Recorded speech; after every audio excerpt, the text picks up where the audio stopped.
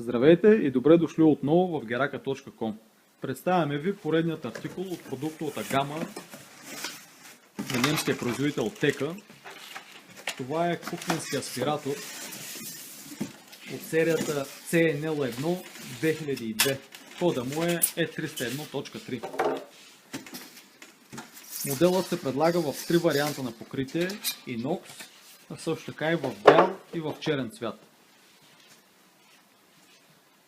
Това е изтеглящ аспиратор. Сега ще ви покажем как се изтегля горния панел. Ето така и после се прибира. Има механично управление на бутоните. Тук може да ги видите точно как изглеждат.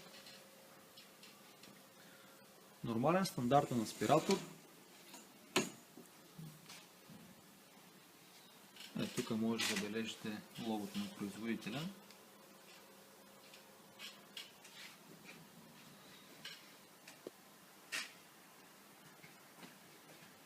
Параметрите на модела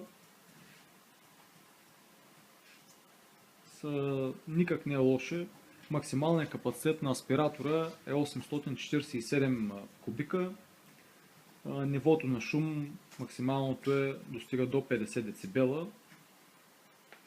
Степените на мощност са 3. Има си собствено осветление. Ето тук в долния край може да видите, това е осветлението на аспиратора.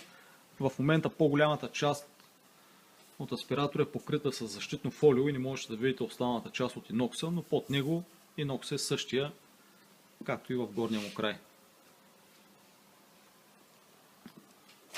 Ето така изглежда отзад тялото на аспиратора. Има си възвратна клапа. Хубав модел, не е скъп, мощен е, удачен вариант за много ситуации. За повече възможности за избор посетете geraka.com.